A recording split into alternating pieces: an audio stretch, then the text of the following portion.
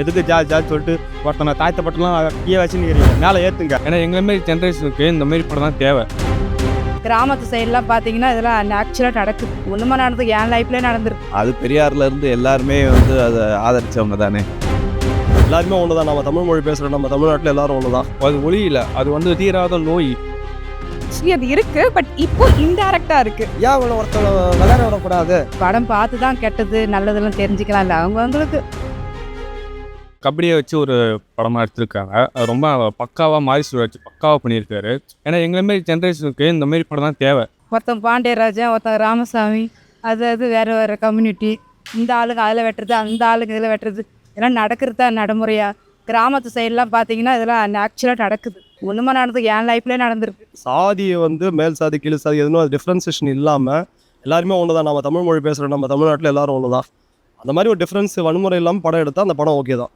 ஆணவ கொலை வேண்டாங்கிறார், அது வரவேற்கத்தக்கது தான். அது பெரியார்லேருந்து எல்லாருமே வந்து அதை ஆதரித்தவங்க தானே.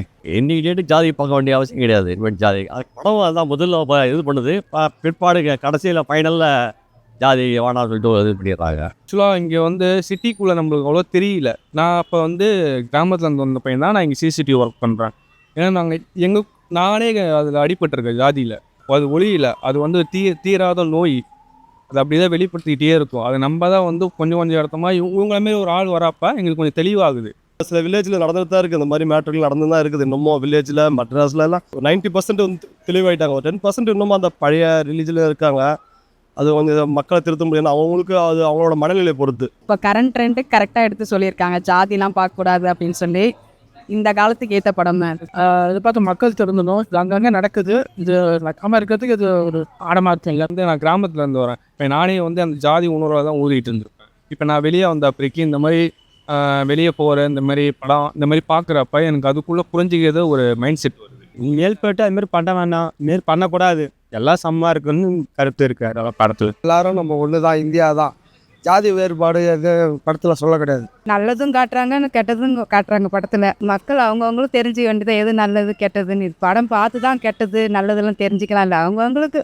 ஸோ இப்போ வரையுமே அதை தடுக்க முடியல. இனிமேலும் வர்ற நூற்றாண்டில் தடுக்கலாம். டிஃப்ரென்சியேஷன் காமிச்சா அது தப்பு தான். டிஃப்ரென்சியேஷன் இல்லாமல் ஒரு சினிமா எடுக்கிறாங்களா, சாதி டிஃப்ரென்ஸ் இல்லாமல் ஒரு சினிமா எடுக்கிறாங்கன்னா, எல்லாருமே ஒரே சமநிலையில் காட்டுறாங்க. அந்த படம் ஓகே. என்னை பொறுத்த வரைக்கும் நான் வரவேன். இருக்கு, பட் ஆனால் இது சின்ன பசங்களை விழிப்புணர்வு ஏற்படுத்துகிற மாதிரி தான் இருக்குது இந்த படம். கேஸ்ட்லாம் பார்க்கக்கூடாது, மனுஷனாக மதிக்கணுன்ற படம் தான். ஜாதி எனக்கு வேணாம் தான் சொல்கிறேன் நான். எல்லாம் ஒற்றுமையாக தான் இருக்கணும். எதுக்கு ஜாதி சொல்லிட்டு ஒருத்தனை தாய்த்தப்பட்டெல்லாம் கீழே வச்சுன்னு மேலே ஏற்றுங்க, எதுக்கு வச்சுருக்கிறீங்க? இப்போ வந்து எப்படி எடுத்தாங்க தெரியலாம். இப்போ எனக்கு சூப்பராக பிடிச்சிருக்கு. அது மாரி செல்வராஜ், அவர் மாரி செல்வராஜ், ரஞ்சித் இவங்கள டேரக்ட்லாம் நாங்கள் எங்கள் மாதிரி ஜென்ரேஷன் ரொம்ப லைக் பண்ணிட்டே இருக்கோம். இந்த சமுதாயத்துக்கு இது ஏற்றுக்க முடியுமான்னு தெரில. இன்னொரு தன்னுடைய ஒய்ஃபை வந்து இன்னொருத்தனுக்கு வந்து எத்தனை பேர் விட்டு கொடுப்பாங்க இது பண்ணுறதுங்கிறது கஷ்டம் இல்லை.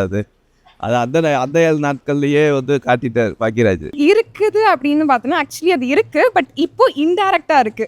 லைக் அப்படின்னா என்னன்னு கேட்க மாட்டேன், பட் இன்டைரக்டா கல்யாணம்னு வரும்போது ஆட்டோமேட்டிக்காக எல்லா ஃபேமிலியும் எடுக்கிறது தான்.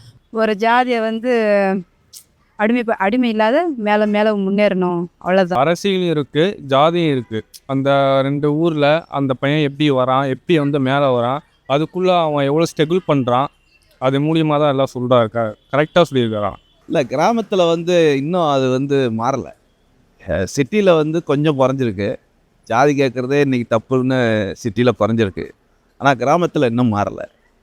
கிராமத்து இளைஞர்கள் எல்லாமே சிட்டிக்கு வந்தாங்கன்னா கொஞ்சம் மாறலாம். ஜாதி பற்றின்றது இப்போ இந்த லவ் இந்த மாதிரி இதில் வந்து பார்க்கக்கூடாது. நெக்ஸ்ட் ஜென்ரேஷனுக்கு இது சொல்கிற மாதிரி கருத்தாக தான் இருக்குது. ஏன்னா அரசியல் புரியாமல் நிறைய பேர் எங்களுமே ஜென்ரேஷன் வேறு மாதிரி போயிட்டுருக்காங்க. முக்கியமாக அரசியல் புரிஞ்சுக்கணும். இதில் மாரி செல்வராஜ் தெக்க தெளிவாக சொல்லியிருக்காரு. ஒருத்தன் முன்னேறி வர்றதுல இப்படி எங்களை ஒதுக்குறீங்க அப்படின்றது தான் சொல்கிறாங்க. ஏன் அவளை ஒருத்தவளை விளையாட விடக்கூடாது அப்படின்றது தான் சொல்கிறாங்க. சார், ஜாதிங்கிறது இல்லை சார், நம்மளாம் ஏற்படுத்திக்கிட்டது தான். தொழிலை வச்சு தானே ஜாதி உங்களுக்கு. அப்பயே அதைத்தானே வச்சு பிரித்தாங்க. அது கடவுளால் ஏற்படுத்தப்பட்டதில்லை, மனிதனால் ஏற்படுத்தப்பட்டது. அது மனிதனால் தான் தடுக்க முடியும், கடவுளால் தடுக்க முடியாது. ஜாதியை பற்றி பேசணும். பேசினாதான் இப்படி தான் இருக்காங்க, இப்படி வந்திருக்கோம், நம்ம இப்படி வளர்ந்துருக்கோம். ஏன்னா இதை பேசாமல் இது ஏன் பேசுகிறாங்க, அது அப்பயே முடிஞ்சு போனது, இப்போ எதுக்கு வந்து இது பேசுகிறாங்க அப்படின்னா எங்களுமே ஜென்ரேஷன் தெரியாது. ஒரு விஷயம் சொன்னால் அப்படி தான் எங்களுக்கு தெரியும். டேரெக்டாக இல்லை, பட் இன்டேரக்டாக ஏதோ ஒரு இடத்துல இருக்குது. பட் இப்போ இருக்க பசங்க அதை பெருசாக பார்க்குறது இல்லையோ பிடிச்சிருக்கா, இவங்க கூட தான் லைஃப் செட் ஆகுமா, நல்லா இருக்குமா, அந்த ஒரே விஷயம் நம்ம பார்ட்னராக இருந்தால் இவங்க வந்து நான் கரெக்டாக இருப்பாங்களா, அந்த ஒரு விஷயத்தை பார்த்து தான் லைஃப் மூவ் ஆனாங்கன்னு நினைக்கிறேன். இப்போ கம்மியாக இருக்கும் அப்படின்றது. இன்னும் அந்த பேரண்ட்ஸ் மட்டும் அந்த மைண்ட் செட் வெளியே வந்துட்டாங்கன்னா இன்னும் பயங்கரமாக இருக்கும்னு தோணுது. ஒரு விஷயம் எப்படி உருவாக்குதுன்னு தெரிஞ்சுக்கணும்ல. இது மூலமாக தான் உருவாகுது, ஏன் உருவாகுது, இதனால தான் உருவாகுது, அப்போ நம்ம இந்த தப்பை நம்ம செய்யக்கூடாது. அதுவாக தான் அவர் சொல்கிறார். பாரஞ்சியும் சரி, மாரி சொல்கிறாரும் சரி.